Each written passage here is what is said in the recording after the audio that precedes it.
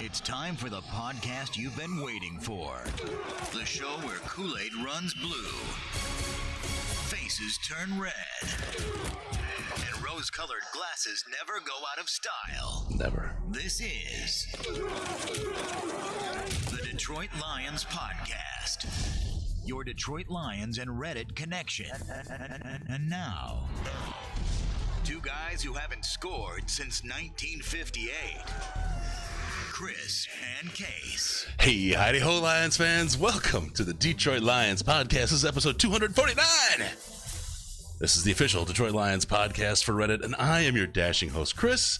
And with me is my good friend and co-host, The Riz. How you doing, buddy?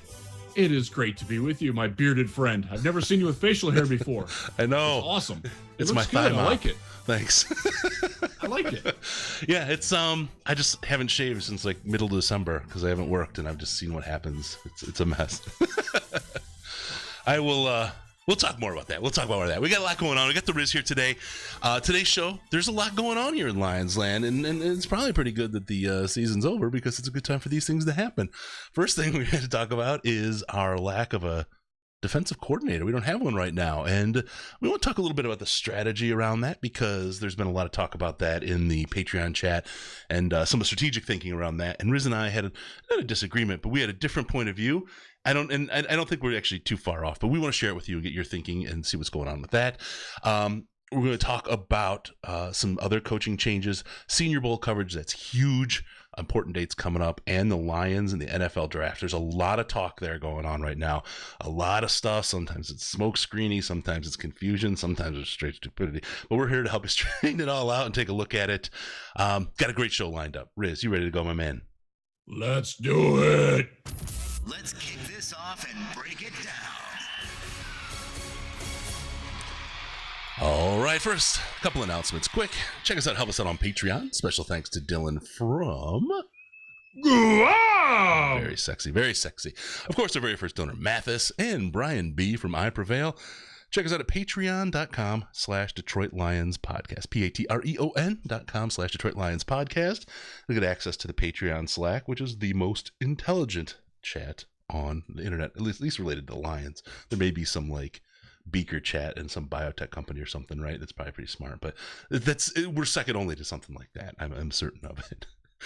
You need it. So yeah, join us on Patreon. A little as $1 a month. You can always give more if you'd like, but a $1 a month donation gets you into the chat, and it's great conversations going on. A lot of stuff. Chris Robbins has been doing a pretty cool defensive coordinator breakdown. He's going kind of deep, but he's doing a daily one. There's some trivia, some other fun stuff going on. Great place to hang with the team. And Riz and Chris and Case and all of us are hanging around there. So you get to see that and a lot of insider stuff. Patreon.com/Detroit Lions Podcast. Get in there and help the show. It's going to help us as we talk about Senior Bowl. You guys in the Patreon are the biggest helpers for that. Don't forget to give us a like on Instagram, Facebook, Facebook.com/The Detroit Lions Podcast.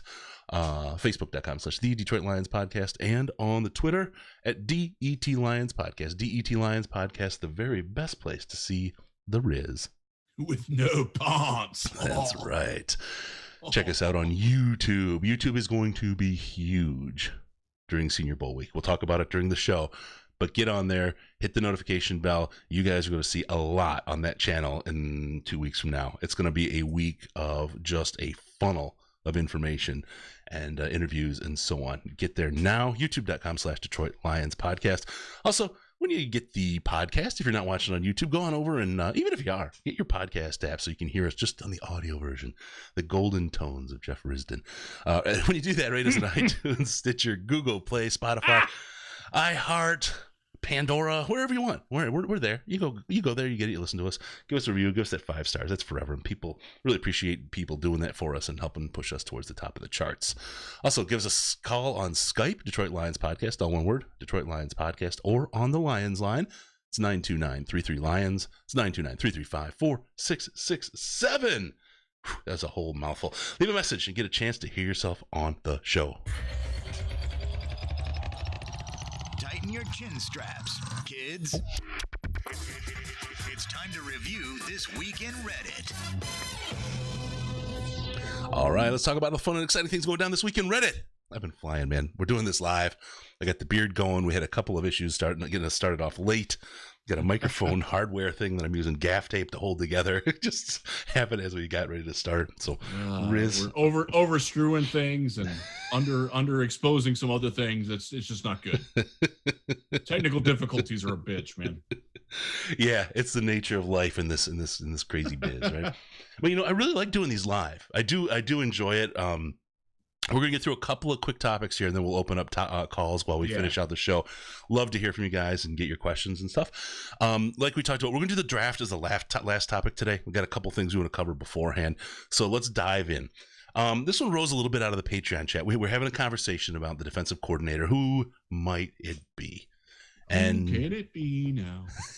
So before the show, I was singing a bunch of different songs to Chris, among them Bush, Metallica, Beastie Boys, and now we're on to was that Men at Work? Men at Work, yes. Wow. If you start pulling out Men Without Hats, I'm tapping out, just so you know. I will do the safety dance for you, my friend, when we're in Mobile at the slushy place. The slushy store.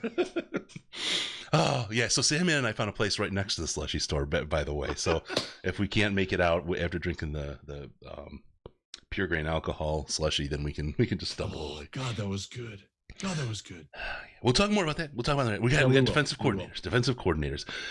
Conversation we had, and I'm sorry if I sound a little sick because I am. It's just been, things have gone wrong, left, right, and ups and down and whatever.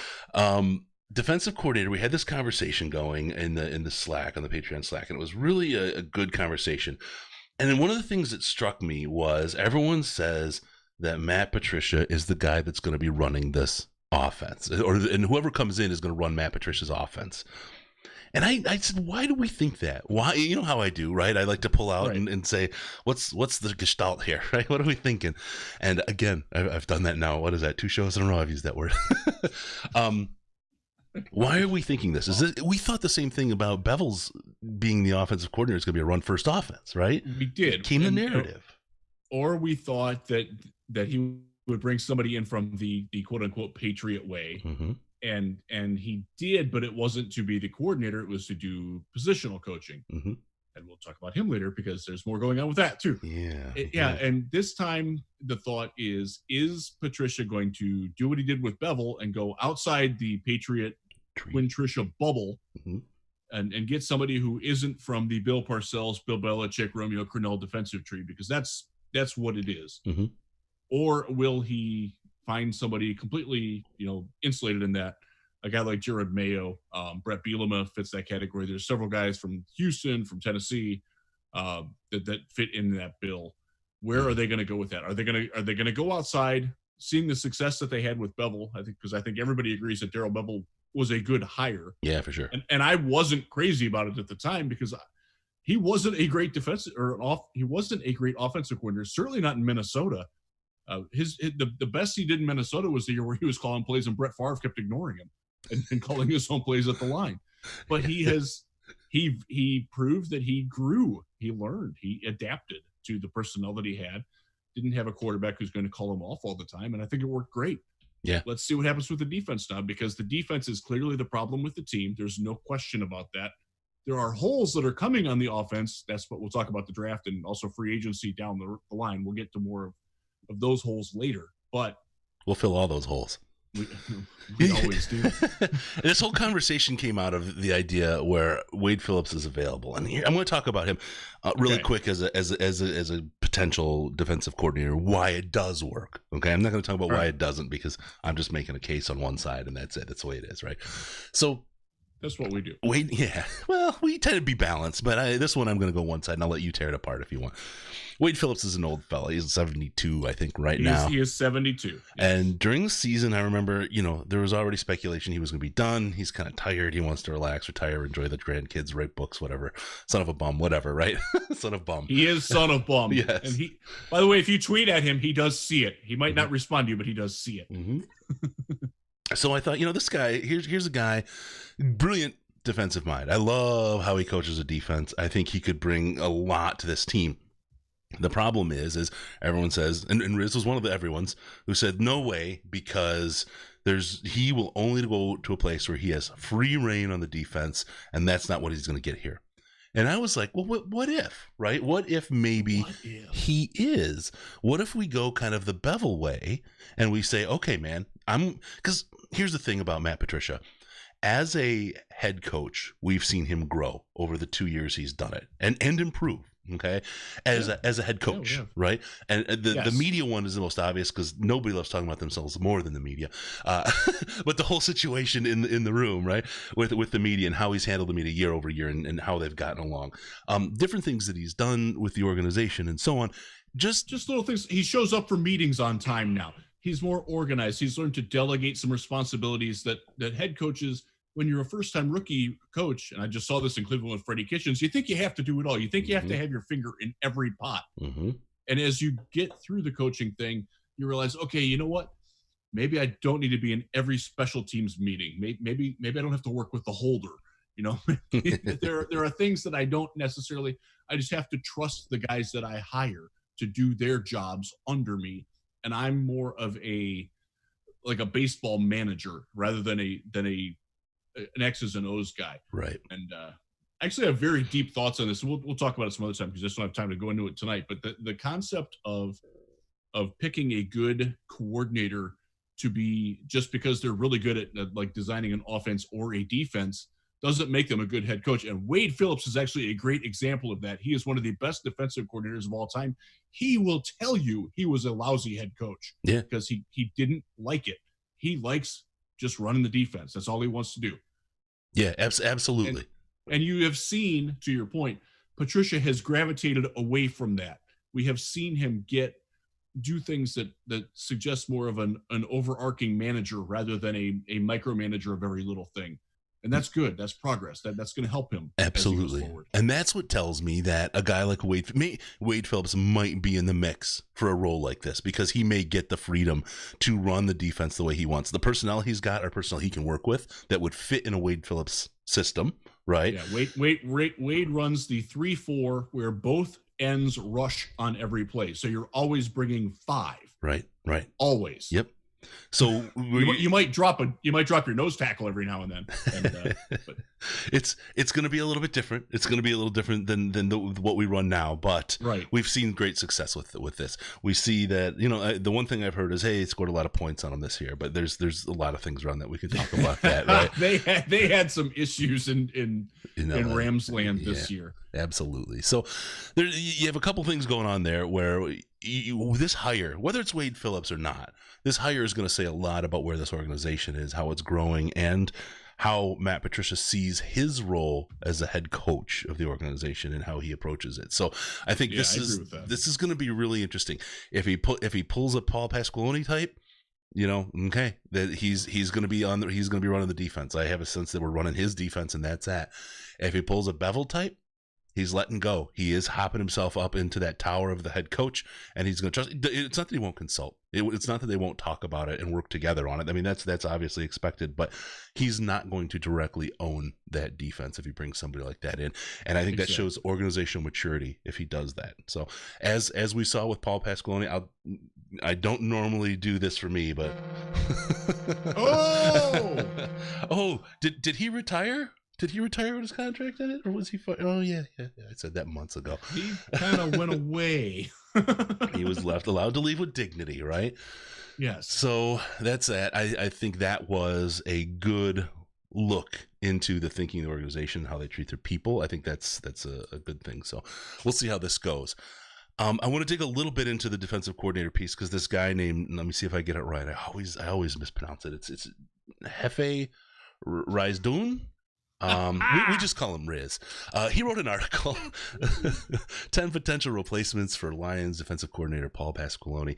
You got a whole bunch of them here, Riz. Do you want to do them all? You want to do your top couple? I'm going to let you kind of walk through these.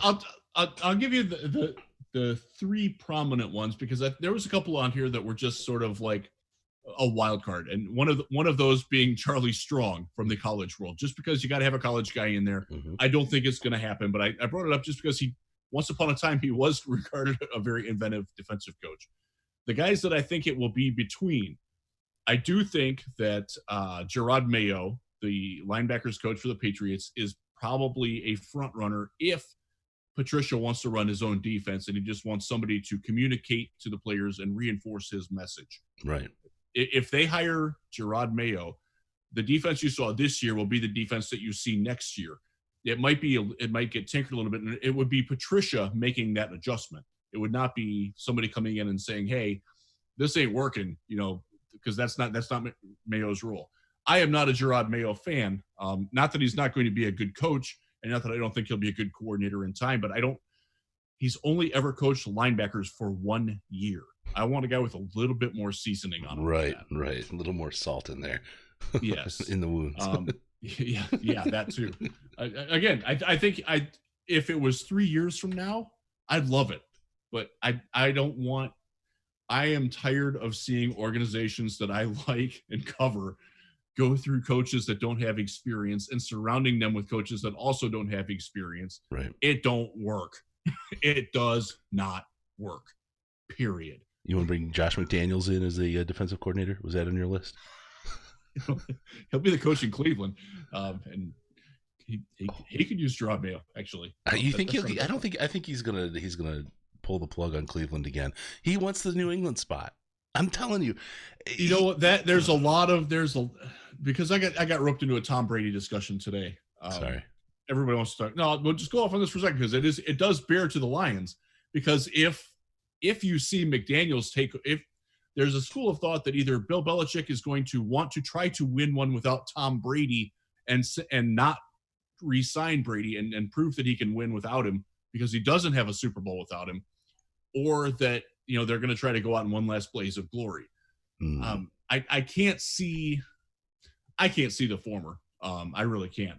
But again, I'm not in Bill Belichick's head, and I don't want to be there. It's a scary place. It really is. He looks like my dad when my dad's angry. I don't like that. Oh God, no one likes seeing an angry dad. No, mad dad sucks. But so if Belichick does the thing where, okay, you know what, we're going to do one more year, get the band back together, and then it's yours, Josh. Then I think you're going to see a lot of the coaches who know that they're not part of the McDaniels plan scurry away. Yeah. And that would be where you would get a guy like Gerard Mayo, a guy like Brett Bielema, who's their defensive line coach, who I put on this list as well. He has since, I guess, said that he is not going to leave, or the Lions have not contacted him, one or the other. I don't know. There's a conspiracy going right now that Belichick's going to trade for Stafford, and it was a ploy by Quinn and Patricia from the very beginning. They're all going to go back. Wow, the long game. Get the band back together. You're going to find out what kind of cheaters they are. And here's my chance. You're going to get what you fucking deserve. Thanks, Joker. I love that drop so much. Yes, that's good. All right, so let me give you the guys that I want personally. Okay. My number one choice is John Butler. He is right now he is the secondary coach for the Buffalo Bills, but he came from Houston where he was a secondary coach there. He has some other coaching experience on that. He comes from the Romeo Crennel defensive tree, and that is what Matt Patricia runs. He does not run Belichick's defense. He actually runs Romeo Crennel's defense. Mm-hmm. Now, Belichick also learned it from Crennel. They're similar, but there are variances to it, and Patricia leans more towards the Crennel side of things, and he's more passive and does a little bit more zone behind the man with the safeties than what Belichick does. Okay. But he is a very good coach. He has look at that team. I mean, they lost last weekend, and you probably watched it. And by the way, as a Texans fan, it was glorious. My your boy was crazy. Your boy was over the moon, wasn't he? Oh hell yeah! He flew out of his chair when Tywan Jones made that play. Good for him. And when JJ Watt got that sack, I might have squealed too. It was fun, but he's a very well-regarded coach. He's been around the block a little bit. He's been with the Crennel, Patricia Parcells, Belichick line, but he's also been outside it. And I like that. I like the fact that he's got some time outside. That's why I loved Mike Vrabel as a head coaching candidate, because he was part of that, but he'd also worked under Andy Reid and played under Andy Reid. Right. He played under Bill Cowher and Mike Tomlin for a little bit in Pittsburgh. So he'd seen the other ways of the world, that it wasn't just this bubble. Because I'm very worried that we are in a Patricia bubble, and the bevel was like a nice little hole in it, and it's like a ray of sunshine shining in. Let some air in. Yeah, but he's just gonna put sunglasses on and put some quick seal or flex seal up there and stop it. SPF 90 and stay familiar. That flex seal stuff works, by the way. It's really good. Unpaid endorsement right there. Yeah, we should. I think we have to unflash that, not a sponsored ad or something. The way YouTube works. Yes. Oh man. Oh no. Okay. That's interesting. Right, so he's one. Gus Bradley is interesting if you're looking for a guy that has experience. He runs a 3-4 defense. His is much more aggressive. He is more from the Wade Phillips line. I'm trying to think of who else was in that defensive lineage. Most people know him from his days with the Jaguars. Before that, he was the guy who created the Legion of Boom in Seattle, and that's how he got the Jaguars job initially. He was not a good head coach. He was a very aggressive, fun defensive coordinator, and he's out there. He's fairly young. I think he's got a shot at it. If they're looking in that direction, he is available. I actually think he was out of football last year. Oh wow. Maybe not. That's not something we're afraid of at all. No. No. He was with the Chargers. He was the counterpart to Wade Phillips was with the Rams. He was with the Chargers. The Chargers had so many injuries last year, and still, they had an issues. Yeah. The other guy that I really, really like, and it's somebody that I don't think gets enough respect, is John Pagano. He is Chuck Pagano's little brother. Remember Chuck Pagano from worked with the Ravens defense, then became the Colts head coach. Yep. Was not a good head coach, Nope. but still kept his dignity. Chuck Strong with the cancer and everything is a great story. Yep. John is his younger brother. He's been with the Texans for a while. Before that, he did work for the Chargers as their defensive coordinator. I want to say he was there from like 2010 or 11 to 2016 before Anthony Lynn took over. He's a very good positional coach, has coached linebackers, he's coached defensive ends. He has also coached special teams in his life, so he's gone a little bit outside of his little bubble. Again, they run the Cornell defense, Romeo Cornell in Houston. He's also been outside that world, and he is a guy, and I know this, I interviewed him in the Combine. I want to say it was, where they do the podiums. I was in front of him. I want to say it was 2014 or 15. He's a really bright, engaging guy. You can tell there's a lot going on up in his head. It might not all translate to the field all the time, but he's got some ideas, and I would like to see that.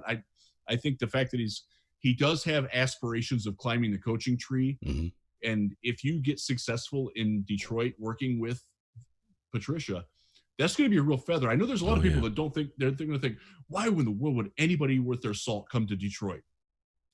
First off, if it works, you have proven that you can win under adverse conditions anywhere with a tough head coaching job. That you can write your ticket for a long time off that. Yeah, for real. And the thing is, this is one of the things that I lean on Wade Phillips that I didn't talk about that I want to. Why does it make sense? The thing about him being 72 right now, if he comes in and it's a one and done year with Patricia and Quinn, it's no big deal. He's done. He can retire. He can chill out, right? It's fine. If he stays, again, he can go out with that big feather in his cap that he turned something around, and he has an opportunity to mentor somebody to be the next Wade, the disciple of Wade, the Wade Phillips tree. The son of Bum. Yeah, son of Bum. His son does work for him with the Rams. There you go. But it gives him the opportunity that if he wants to, he can do a one and done and retire. And hey, that's cool. I just got more money in the pocket before I go. Number two, he does something. It's huge. He goes out as a superstar at that point. Just like you said, anybody turns around the Detroit Lions defense, and this team is going to be hailed as an uber genius, right? I mean, I think that's really big. So I think that gives him the opportunity to get in and out the way he wants, set it up the way he wants, and if it works, go out on top and bring his mentor and bring in his replacement. That would be nice, but man, he has made it pretty clear he's only working with offensive head coaches. They'll let him do his own thing. We'll see. He worked. So in Houston, he was under Gary Kubiak. Then he actually took over for Gary Kubiak when that pill came too late. Yeah. And then he's been with Sean McVay, who probably doesn't know that there are defenses on the field as the Rams coach. By the way, that team, if you're looking for a team that's going down, the Rams, they're going down. Oh yeah. Oh, they're a mess. They're an absolute mess. You know, you want to look at a team who could really be going up? Washington. They could, honestly. They scored Jack Del Rio, didn't they? Did they? Yeah. As their defensive coordinator? Yeah, I believe with Riverboat Ron? Yeah. That's going to be interesting. As long as Dwayne Haskins is all right, they're going to be all right. Yeah. No, they're a great combo. They got a number 2 pick. Yeah. They're a great combo. I wanted Del Rio really, really bad for Del Rio would have been good. And Del Rio is a guy, though, he's just not going to put up with Matt Patricia. I know. And that's not a shot at Matt Patricia. They are different. Not peas in a pod. They are not simpatico. Yeah. No, and the best part was I know a member of his family who kind of regularly used to go to games, so I would have definitely had interviews with Mr. Del Rio on the show. That was a loss for me, besides the team itself. But, okay, so that's good. I think the last question, we're going to take this one out of the chat. Okay. Joe B's asking, do any of these guys rush more than 4? So the stupid stat that I got, and I got this from I forget who I got it from. Oh, from somebody at PFF that wasn't Brett Whitefield. The Lions pass rush was actually better when they only rushed 3 than when they rushed 4. Yeah, there was a good Reddit article about that, and don't have time. Maybe we'll go into it next week. It came up in the chat. I forget even who wrote it.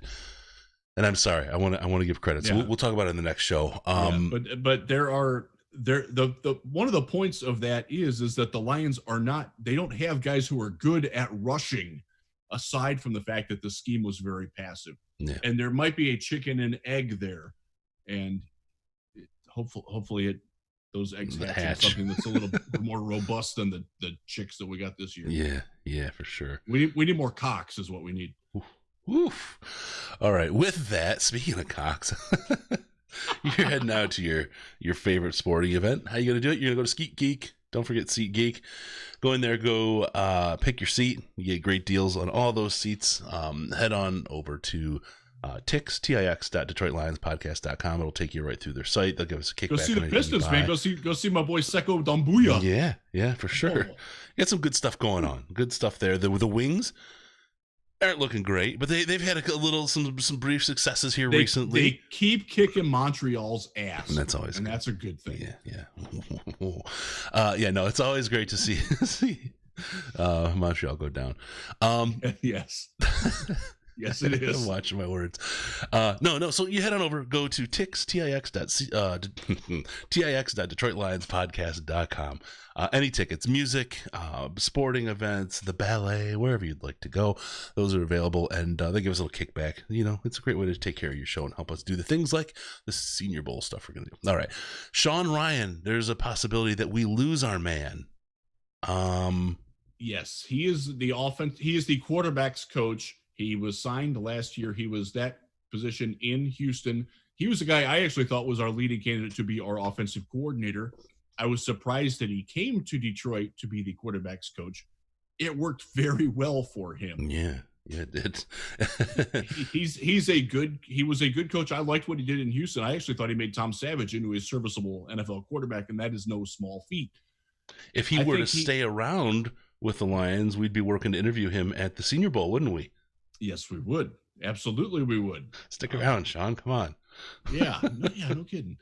It sounds like so the report came from, I forget who had it first. I think it was Ralph Vacchiano, that that Matt Rule is that right?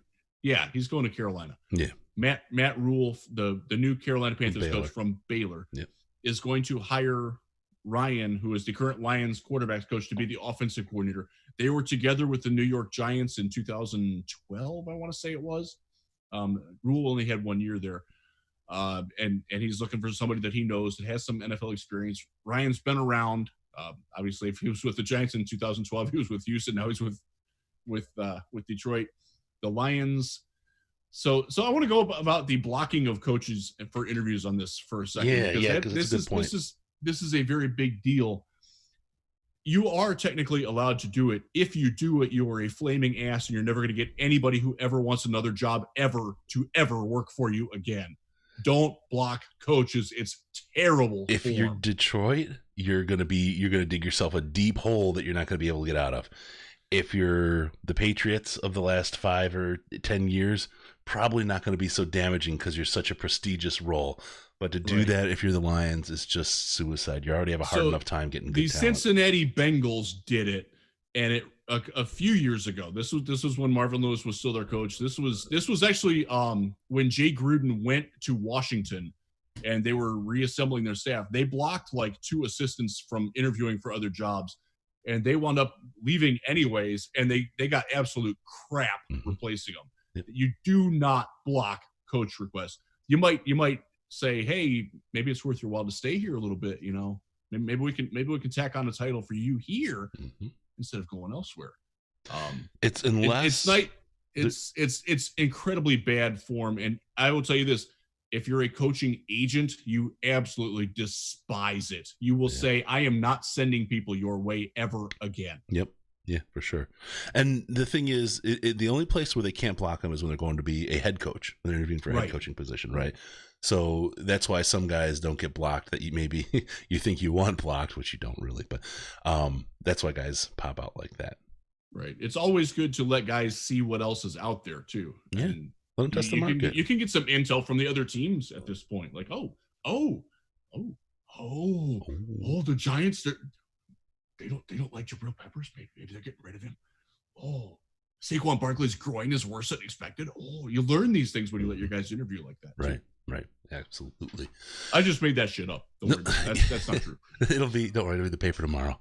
All right. Another one, Billy Yates has been promoted to the assistant offensive line coach.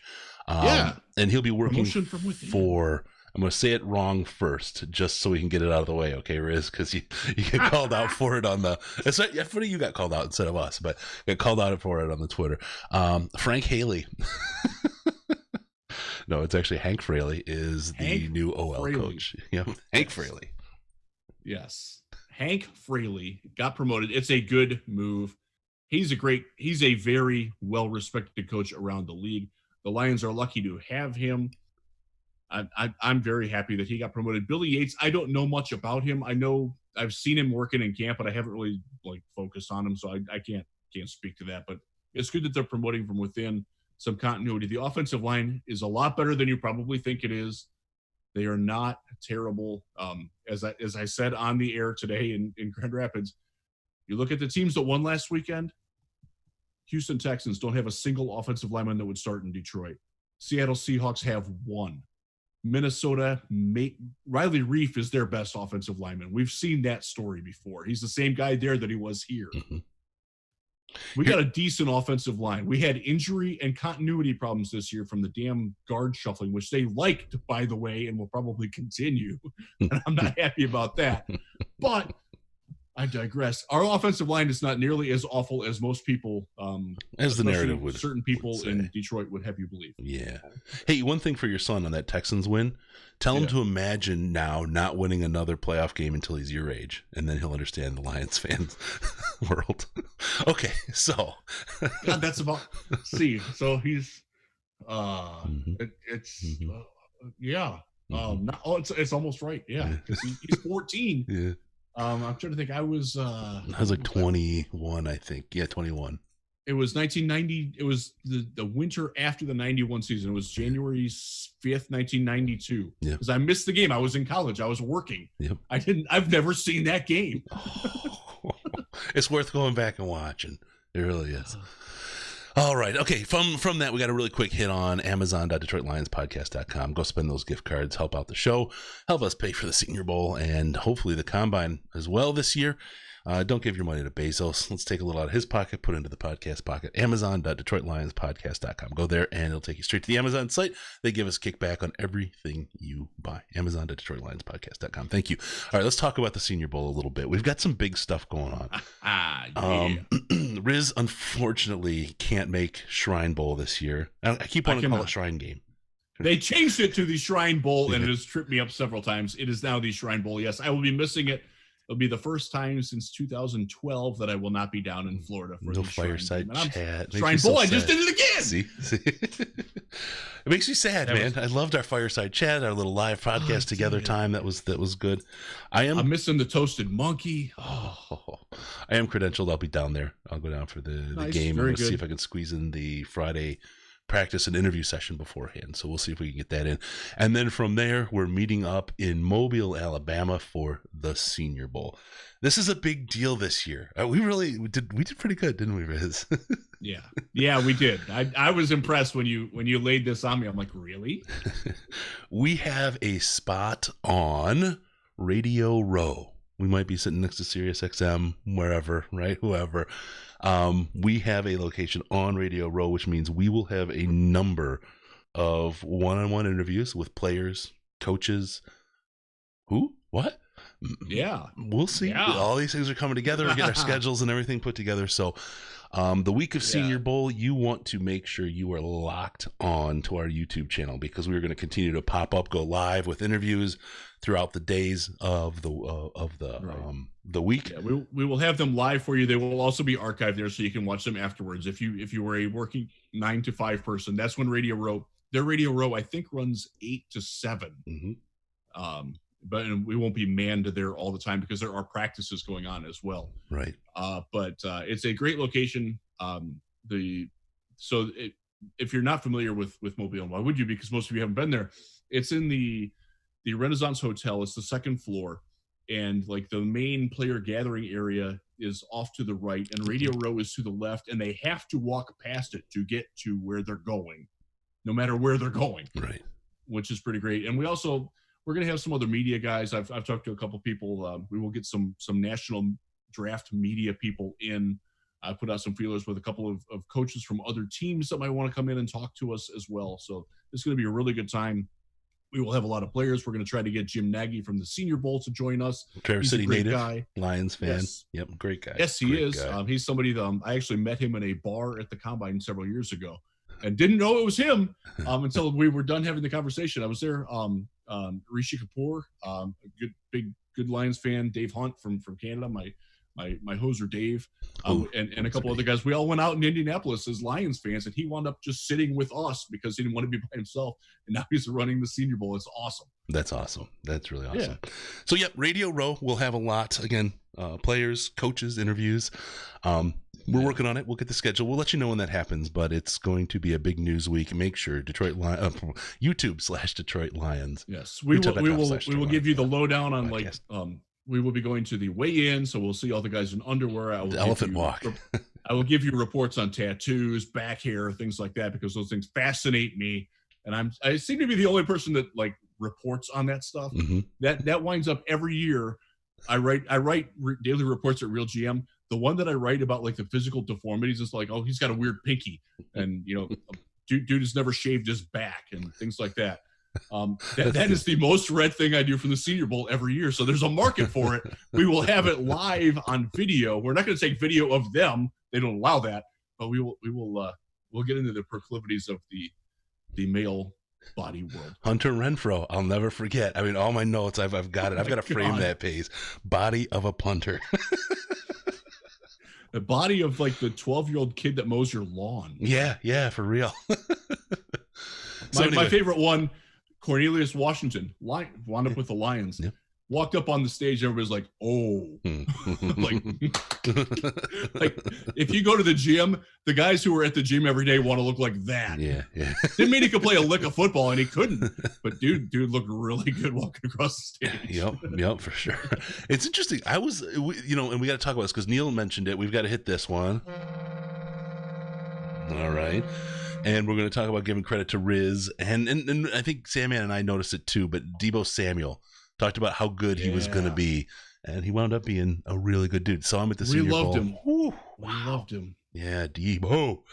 One of the things that you see in Senior Bowl, and we will talk about this when we're there, but at the practices, guys who know how to get themselves open in one-on-one situations really show up. Yeah.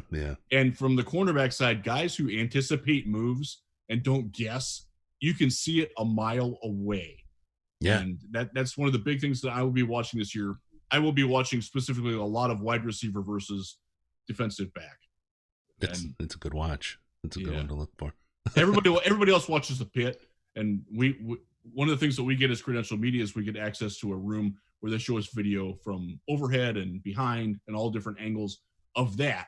But you don't get that as well from the wide receivers and the defensive back. So I will focus on that. But we'll get some pit action too, because there's some needs on the lines. Yeah. And, my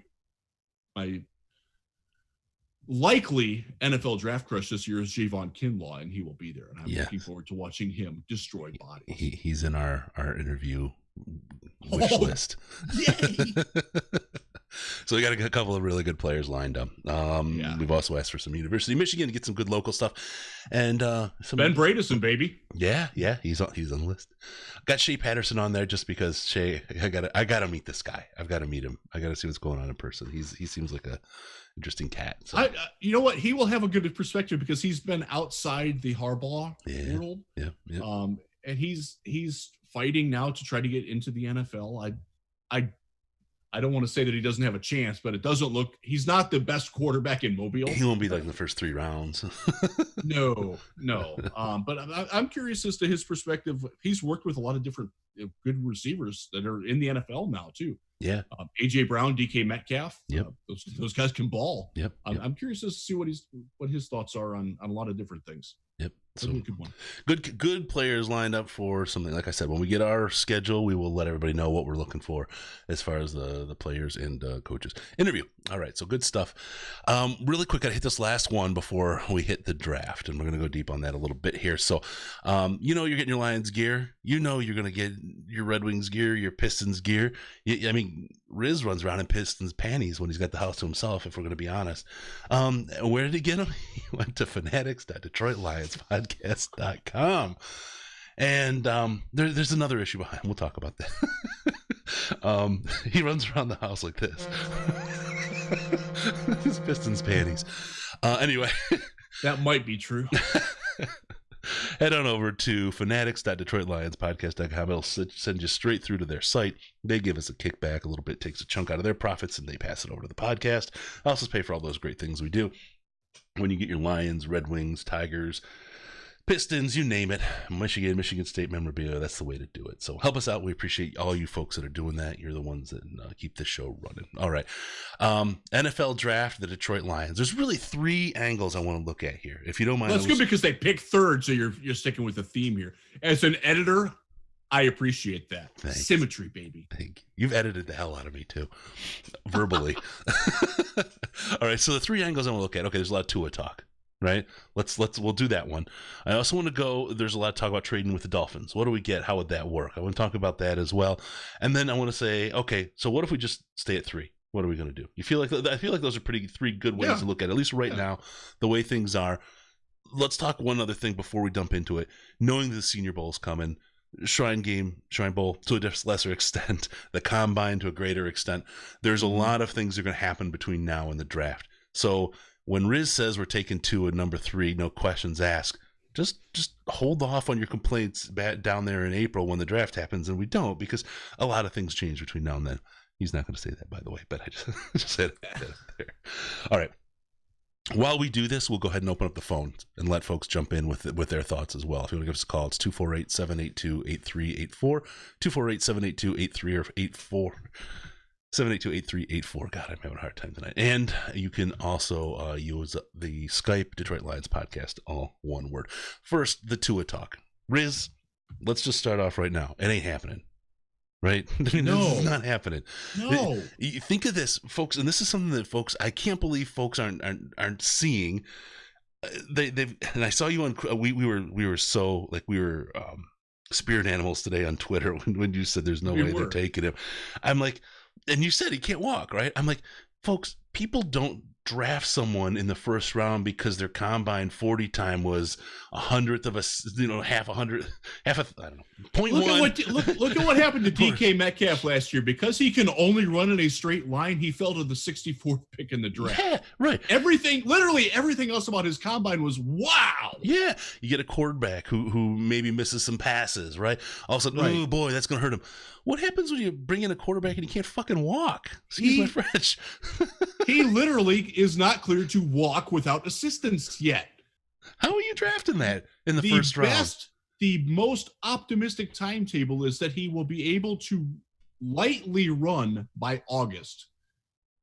Think about I know he's what, 21 years old, 22 years old, 21. I think he's 21. Yeah. Even when you're in your peak condition at 21 years old, take 6 months where you don't walk or run or jog. It's going to take you a long ass time. Yeah, he can't lift. It's a core injury with your hip.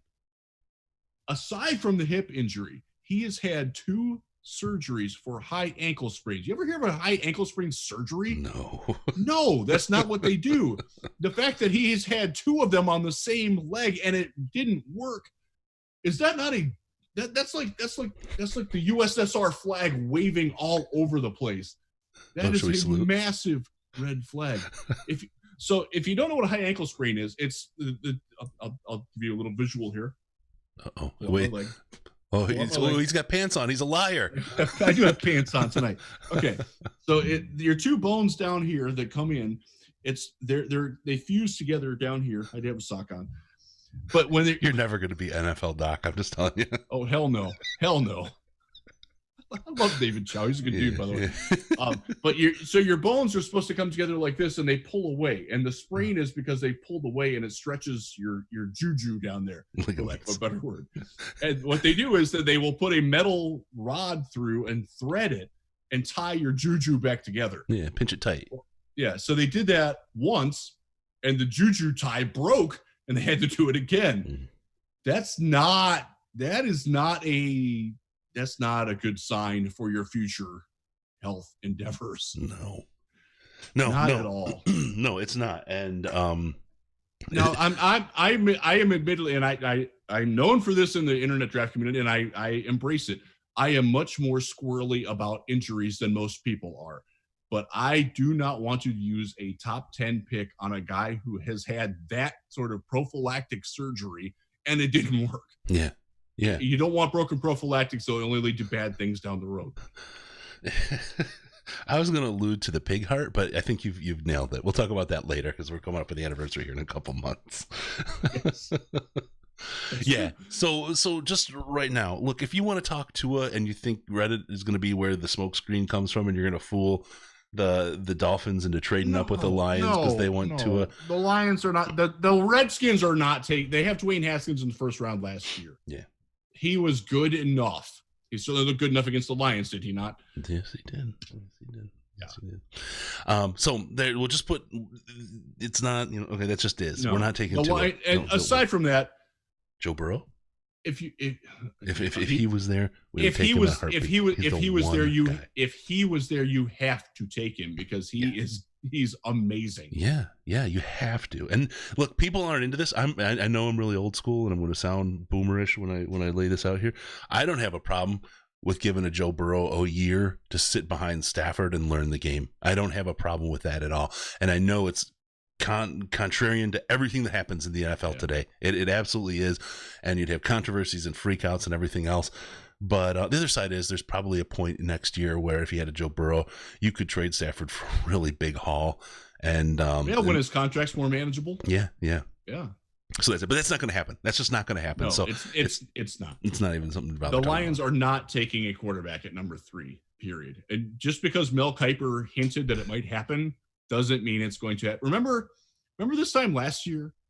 Oh, the Lions they're taking Greedy Williams. That was Mel. Thank God. How'd that work out? Yeah. By the way, I was looking it up today. He had 8 penalties, which is more than any Lions defensive back had this year. He was not great, folks. No, I'm actually sad that I'm not going to the Shrine Game because last year at the Shrine Game is when I was told bluntly by a Lions assistant coach, he doesn't tackle. Just like that. I'm like, okay, there's no way they're taking him when they're that dismissive of him at that point. But I gotta say, in this year's Lions defense, that kind of characteristic would have fit pretty well. Yeah. So one of the projects I'm working on is I'm breaking down. Eric Schlitt and I are doing rookie report cards and breaking down what they did. And I drew the short straw and got Will Harris. I'm not looking forward to that because he's athletic. He is. So is Cornelius Washington. I was at one point too. All right, let's step into the next piece here. All right, so Tua talk. Yeah. Just put a top on that. And we're done with that. All right. Will someone trade up for him? The Dolphins. Would the Dolphins be interested in Tua talk? They might be stupid enough to do that. We'll see. You got the Dolphins back there. Who else? The Chargers might want somebody, right? I mean, yes. And so there are two quarterbacks that you have to concern here. Justin Herbert needs to be in the conversation as well. And there will be some teams that will have him rated higher, in part because he's healthier, in part because he's white, and in part because he comes from an offense that isn't Alabama. And for whatever reason, Alabama quarterbacks get a negative stigma to them. And that's he will be a top 10 pick for sure.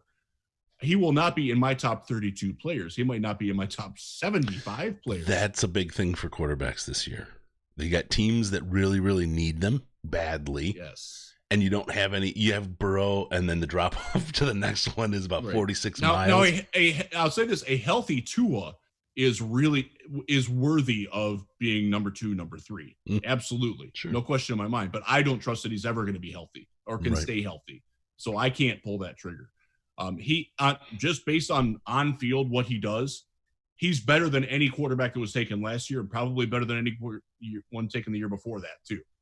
But you got to factor in the injuries. You can't ignore it. Sure. Do the Lions chase Young? Do we go the other way? Do we trade up? That would be fun. It would be, but I don't like it. I don't like it. I don't see it because it's going to cost you. So what did the Bears? The Bears gave up a first, another first, a fourth, and something else. Yeah, and it's just not. I mean, yeah, it's nice, but you can't do it. You can't. You know what I feel like? So let's just go. We'll go back to the. I don't think you can either. Chase Young is a great player and one of the top talents in the draft. But if you're not a quarterback team at all, right. Take Burrow. One of the other issues is that his optimal position is where Trey Flowers plays, and Trey Flowers is your best defensive player already. Right. Now, can you play them together? Hell yeah, I'd love to see that. Will Matt Patricia see it that way? Will Bob Quinn see it that way? They'd have to if they took him. Right. Yes. If they took him, that's what you would expect. Without having conversations with anybody in Allen Park at this point about the draft, I would guess that yes, if Chase Young is there, they will take it. Yeah. I don't have any qualms about saying that. If they stay at 3 and he's not there, then that opens up other avenues. Now, but if they want to trade, I don't see them moving up. I just don't. When I look at here's the thing: if you want this instant turnaround on this team. If the Lions were able to take the top 10 players, this team would go straight to the Super Bowl next year. Because in those top 10 is somebody great at the position of need. Right. And I was looking at that and I was like, oh my God, the holes. There's so many holes. So that's the good thing though, is what the Lions need in no specific order, but in kind of an order: pass rush help, wide receiver, safety, cornerback, somebody that can play both, ideally. Great Delpit would be great. Isaiah Simmons would be interesting, although I will not be as high on Isaiah Simmons as most people are, just because I worry that the NFL won't know what the hell to do with him. Right. As they did not with Obi Melifonwu from Connecticut a few years ago, who was basically the same guy. And he's like, I'm an NFL cornerback. And they tried to make him a linebacker and it didn't work. Simmons is a special player. I just worry that he's too special, and that his what makes him a unicorn will get dehorned once he gets to the NFL, because a stubborn old defensive coordinator won't know what to do with him. Yeah, I worry about that a lot for him. What about Derek Brown? You like him? I love Derek Brown. Do we need a defensive tackle though? Not necessarily, but if he's that's the thing is do you have the value for defense? The last one of the big he compares favorably to Marcel Darius, who was the number 3 pick in 2010, 2011, went to Buffalo from Alabama, really good player. And he's been a good NFL player, but has not had an impact on a team that you need from a number 3 player. And defensive tackle, typically you don't get that sort of impact from that. You can wait on that and get it later. Wide receiver, Jerry Jeudy, good Lord. He's amazing. He is the best wide receiving prospect in the last 5 years. No doubt in my mind about that. None. I like picking at 5 or 6 a heck of a lot better than 3, to be honest. And not only because you get more treasure out of trading back, but I feel like some of the guys we need, and it's weird to say you're reaching from 3 to 6, right, to the player that would fall there. But some of the people that would be the biggest impact are easier to take at 5 or 6 than they are at 3. It looks easier to take Jeff Okudah or Jerry Jeudy. Jeff Okudah, the cornerback from Ohio State. Yep. Grant Delpit, the safety from LSU, I think is going to rise up into that. If you're an Isaiah Simmons fan, he looks a lot better at 6 or 7 than he does at 3. Let me get into Quinn's head a little bit. We've seen a lot of this. What about an Andrew Thomas or, I don't know, Austin Jackson kind of player? Because he, with Graham. Jedrick Wills belongs in there. Yep. Tristan Wirfs probably belongs in there. By the way, if you're doing mock drafts and you have Tristan Wirfs falling past number 10, your mock draft is wrong. Ooh, you've been graded already. You've been edited. I don't even know who the Browns coach or GM are. I will tell you right now that the people who are in place there are taking Tristan Wirfs at number 10. Let me say, though, I mean, and this is a very Quinn kind of move, right? To build the offensive line. There's a lot of question about Graham Glasgow. Will he be back? Will he not? Are they just letting him test the market and they're going to pay him market value? I mean, I think that would be fair because we're not hurting in the cap space. You know what I mean? We're not. And for him to get that kind of fair deal feels good. If somebody wants to pay him $8.5 million a year to play guard, see ya. Good for you, dude. And go to Carolina and kick ass. And then that kind of changes the calculus on your draft because you've got a quarterback who's had 2 broken bones in his back in the last 2 years. And you go back to kind of that Quinn place where you're taking offensive tackles. Not a sexy pick. We've invested a ton of money in this line over the course of the last 3 years. Oh my God. Wagner didn't turn out the way we wanted, either to TJ Lang, right? Mike Daniels is another story just like that, right? Are we just going to have to draft everybody for our line over the course to get a good offensive line? I mean, is that what the Quinn Tricia legacy is going to be? We're going to have the strongest offensive line in the world, but the rest of the team can't play? Sounds like the Cleveland Browns. It sounds a lot like the Cleveland Browns from like 3 and 4 years ago when they had. Not trying to be a jerk, right? I mean, they had Joe Thomas and Alex Mack and Mitchell Schwartz and Joel Bitonio all on the same line, and the team went 2-14. Having a good offensive line and neglecting your skill position players is an awful, awful way to build a football team. Yeah. The Jacksonville Jaguars did that about 20 years ago. They took a good team. This was at the end of the Mark Brunell MJD era, and they had all those offensive linemen, and they all stunk. They took Luke Jokel was one of them. It was at the end of that line. If you spend all those resources on your offensive line, where do you get impact wide receivers? First and second round. Where do you get impact pass rushers? First round. If you're using them on offensive linemen, you're not getting them, is the point. Don't take offensive linemen in that high. Offensive tackle is a little different. And I will say that I think Taylor Decker, I'd love it if he were more consistent. He is a fine starting left tackle. Again, his bad plays are really bad. And that I think that makes fans not appreciate the good plays as much because he does have plays where it's like, oh my God, dude, can you touch him at least? Can you at least try to touch him? So to speak. Yeah. But I mean, you having a good offensive line is not an imperative for offensive success. Contrary to what a lot of people will tell you, the New England Patriots offensive line, look at how they're built if you want to go to the Patriot way. They've had they typically have one really good offensive lineman and they work around that. I think the Lions have arguably the best center in the NFC right now in Frank Ragnow, and I voted for him for the All NFC team on my PFWA ballot today. That took 2.5 hours to fill out, by the way. Hey, PFWA, allow us to save our ballots so we don't have to do the whole thing in one damn shot. Did that from 10:15 to 1 o'clock today. Oh, That's crazy. That's crazy. I'm sorry. Yeah. And you couldn't save it. No, you can't save it. You have to do it in one fell swoop. You do all pro, all AFC, all NFC, all rookie, and all your positional awards, all in one shot. And if you put any thought into it at all, it's going to take you some time. I try to put thought into it. Right. Okay. So Ragnow got my vote for all NFC. I don't think I voted for any other line. Oh, Jamal Agnew was all NFC kick returner for me. Oh, really? And I voted. And I did have Kenny Golladay all NFC wide receiver with Michael Thomas. Interesting. That was it. Yep. Okay. All right. So we talked a little bit about that. Let's think a little bit again then on the trade possibility. Right. A lot of people talk about Miami. Yeah. So Miami at 4. What would it take for them to move up? They're at 5, I think. They're at 5. That's right. Yeah. That's 5. Yes. Sorry. That's okay. That's why I'm here, Riz. Yeah. I'm your ombudsman. Thank you. I need that. You get all the buds you can get. Right. So 5. So the natural move would be to trade your first and second round pick, or your first this year and your first next year, and we send them a third. But they got 3 first-round picks this year, my man. Yeah, they do.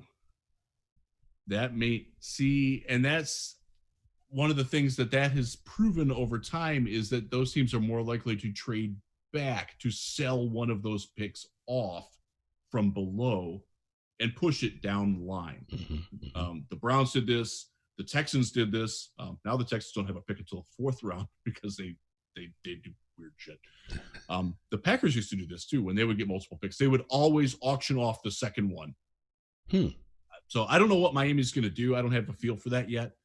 If they're looking to move up to make sure that they get Tua or Justin Herbert, and I do think that their first pick will be a quarterback. That makes sense. Ryan Fitzpatrick cannot play forever. He was their leading rusher this year as well. They have a lot of needs there. Yeah, if they want to move up and do it, maybe you get the first one and you make their other picks. They have Houston's pick and they have what's the other one? Houston's and the Tech. Oh, sorry, they are the Texans. Houston and hold on, Steelers at 18. Okay, so they would trade the Texans pick, which will be no higher than 25. It'll be 25 or beyond because the Texans are still alive. Would 5 and 25 for 3 do it for me? Hell yeah, it would. I would do that because I can still get Jeff Okudah, Jerry Jeudy, Derek Brown, AJ Epinesa, guys that interest me very much. But here's where the problem is on this. Because if I'm the Dolphins, am I afraid enough? It has to be. I'm afraid that somebody else is going to move up to take the guy that I want. Will the Chargers move up? Will the Colts, who are quarterback desperate, because the Giants aren't taking them? Right, no. Right. The Giants are at 4. Right, they're behind us, so it's like not like we're worried about what they're going to do. And then Dolphins are at 5, right? So they have to think that are the Chargers moving up or the Panthers? Do they want a quarterback? What's going on? Is the new regime there? Are they in love with Cam Newton? Yeah. Or are they going to move on from Cam? Right. So, and then the Buccaneers back at 14 too, right? I mean, Jameis, we can win with anybody if we can win with him, right? Bruce Arians. He is such the Bruce Arians quarterback. I can't see them giving up on that. That's true. So anyway, there you go. So it's got to be. God, he's fun. You never know what's going to happen when Jameis Winston throws a ball. There's a certain inherent excitement in that, and you never know when Arians open his mouth, right? What's going to come out? It's a great show down there, or down here. They really are. So you got to think of somebody's got to be afraid that someone's to move ahead of the Dolphins, whether it's the Dolphins or somebody else that once their quarterback is afraid the Dolphins are going to get it. That's really the only opportunity for folks to move up. So it's going to be a panic deal for them. For us, I think anywhere in the top 10 is a great place to be. I think we're great. I like the Okudah idea. You get Slay out there playing for a contract.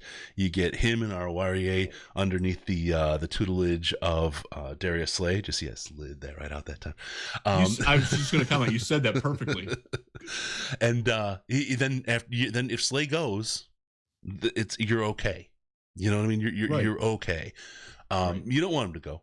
I love Slay. No. I love him. Again, I would love to. And I will say this for the record: he does not want to go. That's great to hear. That's really good to hear. He wants to get money. Mm-hmm. Those roads can be parallel or they can diverge. We will see what happens with that. Yep. Yeah, absolutely. I do expect Darius Slay to be with the Lions in 2020, though. I do expect that. Yeah. Oh, I do too, for sure. He's going to play because it's a contract year. He's got to prove that he can. You know what I mean? He's got to go out there and ball. If he wants to get paid, this is the year he has got to play his best ball. And I think he's going to. Exactly. I don't think he's going to hold out. I don't think he's going to do anything silly because I agree. He's got to go do it. And with the guy that is that hungry, he's going to want to do the whole thing, the mentoring thing. He wants to be the whole package because as an older guy, you sign him, you pay money for him.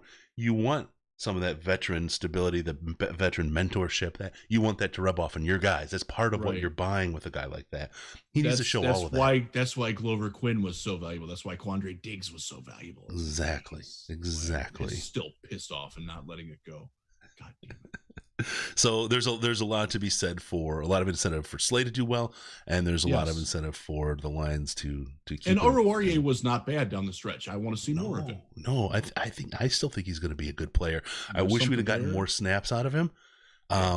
But I think he's going to be good. I like that kid a lot. You add Jeff Okudah to that secondary with Tracy Walker playing the way that he has, and honestly, Tavon Wilson played well down the stretch. He really did. Really did. Yeah, he surprised me a great deal. I was a little down on him, and I have to say I was wrong. You know, the Lions could have a really killer secondary, and what does the secondary do when you have that? It protects your bad pass rush.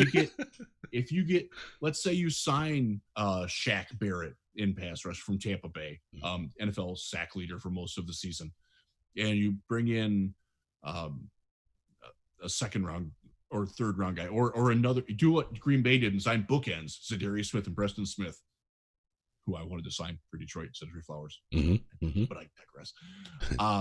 You can get those guys are out there this year. Yep. It's a good year to need free agent defense help. Yep. It really is. Getting a quote or a question in the chat. Does Belichick want to get on the QB action in 20? He may, but the fact that he picks way down at 23, I don't see a whole lot of. Oh, I was hoping to be 22. 22 is like the death zone for quarterbacks. That's like Brandon Weeden, Brady Quinn. Oh God, who else was there? There's like 4 quarterbacks that were taking 22 overall, and they were all just absolute toilet paper. Yeah, I don't see a whole lot of that. We got a caller. Caller, what's your name? Steve from Kentucky. Hey, Steve. How you doing, Kentucky, man? Doing good. How you guys doing?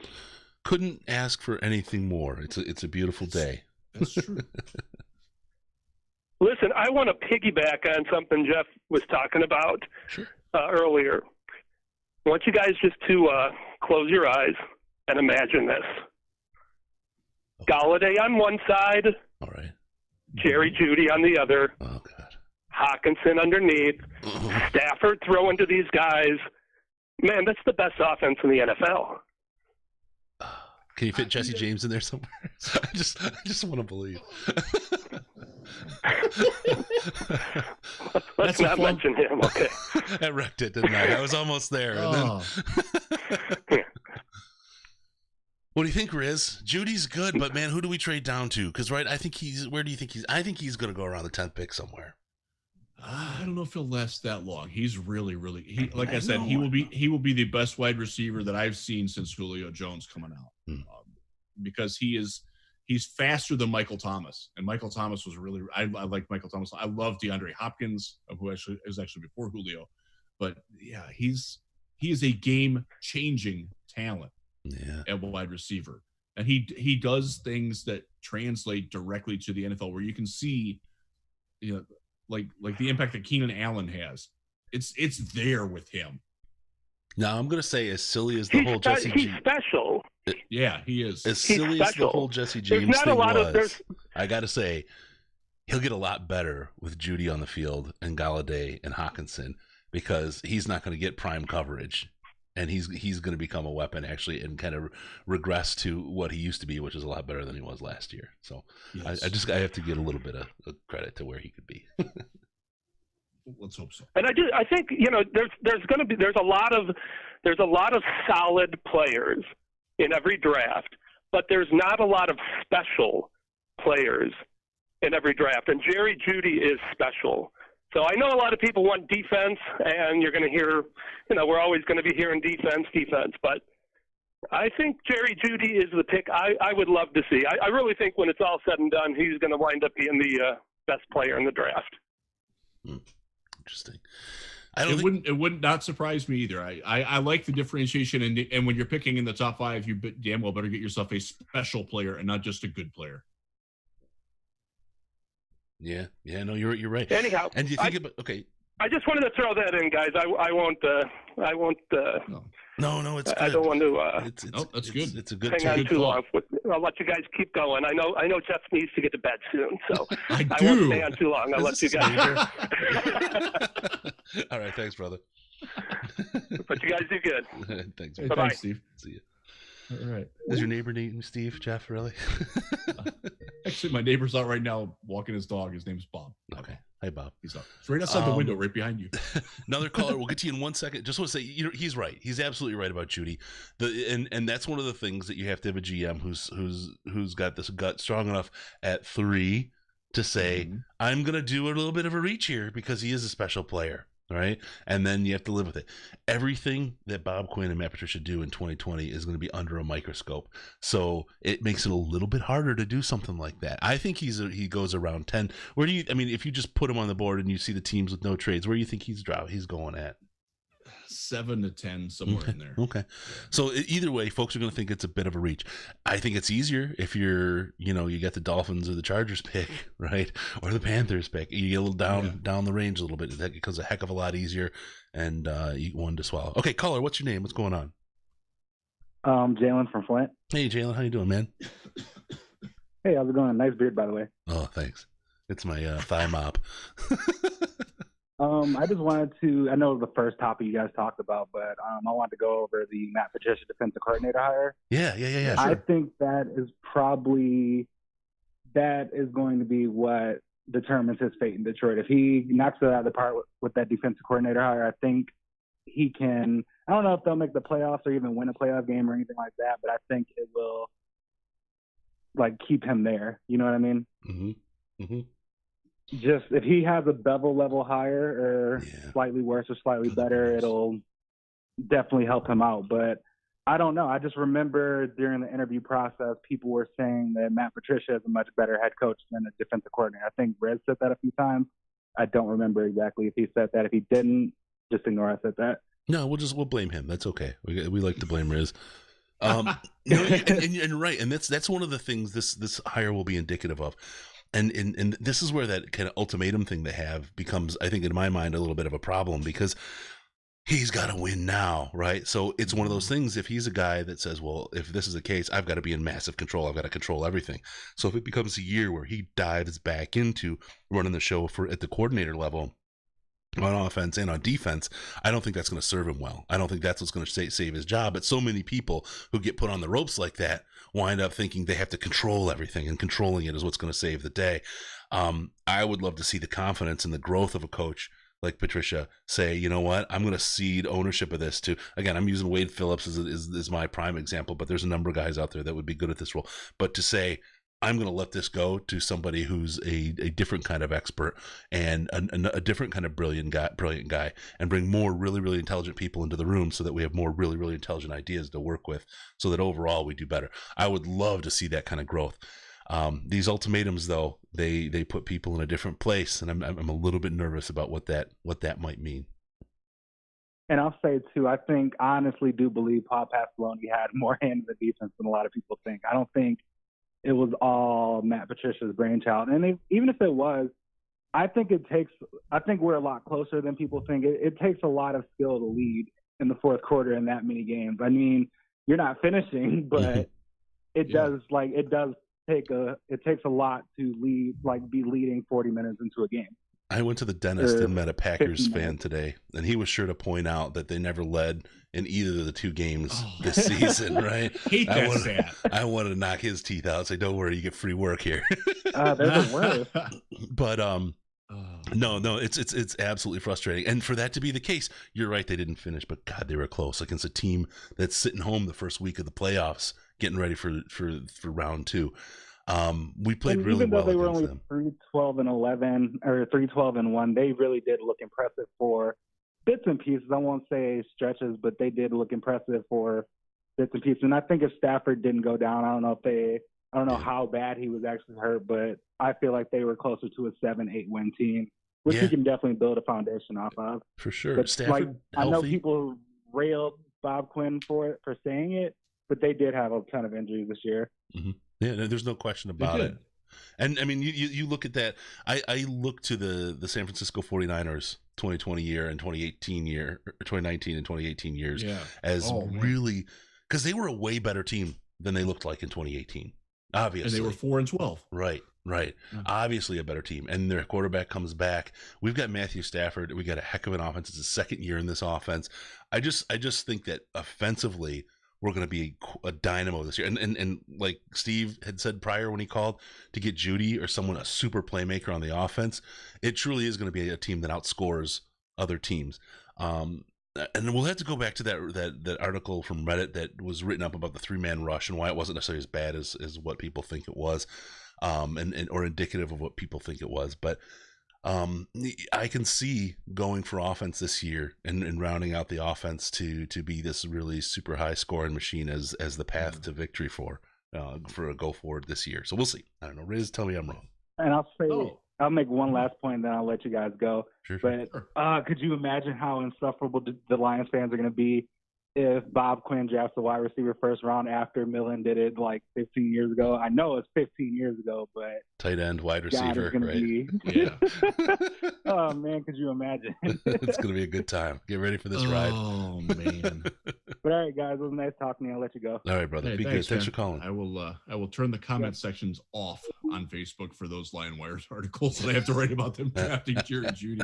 Although I do think that most people are starting to realize that right now, the wide receiving core for next year is a Marvin Jones who's injured his knee at the end of 2 seasons in a row, and Kenny Golladay, and that's it. Danny Amendola he ain't coming back. He's not under contract. But I think they might sign him. I don't think he's going to sign with Detroit. You don't think so? Really? I think he's going to go elsewhere. I think he's a ring whore at his age, and I don't begrudge him that. I think he's at the age where he could go back to a New England team that's trying to get the band back together one last time. And that's interesting because I think differently. I think he's now kind of a for love of the game and the money guy. That's really where I think he's at. The ring, I think he's got the rings and done that, been there, done that. And the other part is the relationship piece with Patricia and some of the other guys. He did like Detroit. There's no question about that.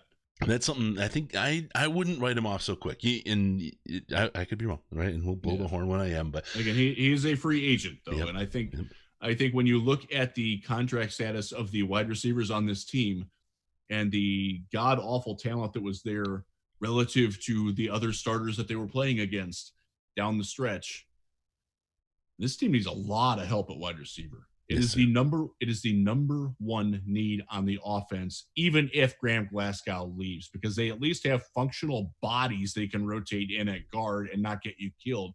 If your number 2 wide receiver is Marvin Hall, your team is awful. Awful. Was he roommates with Matthew Stafford? Sorry, throwback doofus there. Oh God, I lived through that.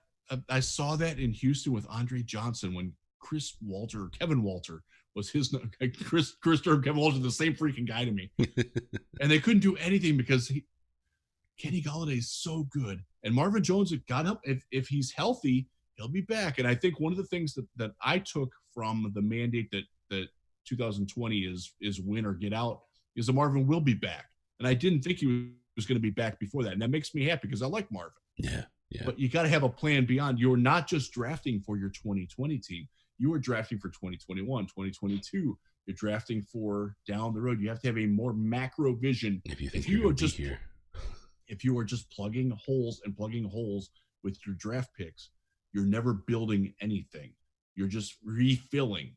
You've got to build around. That's where you get your foundational piece. So when you're building at the top of the draft, you take the best impact position player you can get.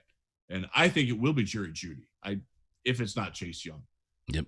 It might be Jeff. I don't have a problem with Jeff Okuda. I don't have a problem with AJ Epinesa. That's a little high for me for him, but I like him a lot. But that's where I'm going.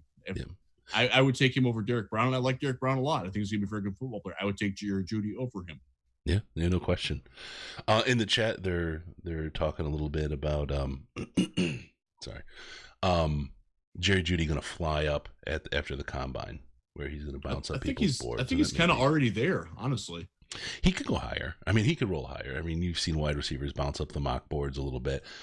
His stock could very well go up after a special kind of workout. But just one of the things is that this year is deep at wide receiver, and you can get a guy. And I was talking about it on Twitter earlier today with the Dolphins guy, actually. A guy like Laviska Shenault of Colorado in the top of the second round. Mm-hmm. If you can get him at the top of the second, and you get somebody else in the first.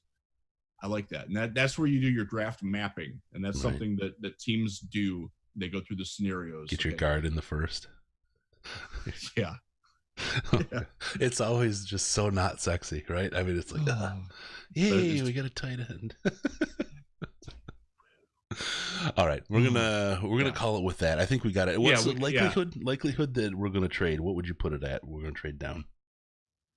Honestly, without talking to anybody in Mobile or St. Pete or Indianapolis yet, I don't think it's all that high. Yeah. They will certainly listen and the phone will ring. Yeah. But the chance to get an impact player at the number 3 caliber does not come along often. And a lot of teams feel that they're better off staying there. And I, by the way, agree with that philosophy. I'm staying at 3 unless somebody just wows me with an offer. Yeah. I'm not out there like, oh, if you just give me a first and a third and maybe a second next year, no, not enough. I want the impact player I can get at 3. Yeah, and the other side is we could use some picks this year later down in the draft, so we'll see. And that's actually where Quinn's is best. It seems like there's free. People forget about free agency in there too. This is a good point. This is an interesting free agent class. It's an interesting quarterback free agent class. You could get Tom Brady. You could get Andy Dalton will be the starter in Chicago next year by my guesstimation. Cam Newton could be out there. Drew Brees is a free agent. Phillip Rivers is without a contract.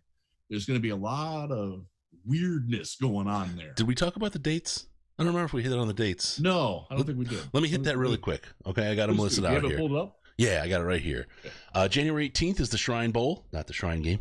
The 25th is the Senior Bowl. All the week ahead of that, don't forget our coverage is going to be hot. Get on that YouTube and make sure you subscribe because it's going to be coming hot, heavy, and sexy. February 24th through the 2nd is the Scouting Combine. We're working to get there. I know the Rizmaniac will be there. I will be there. Yep. It's nice and close for me. Indianapolis is I turn left twice and I take the road 3 hours south and I'm literally right there. I love Indianapolis. It's a fun town.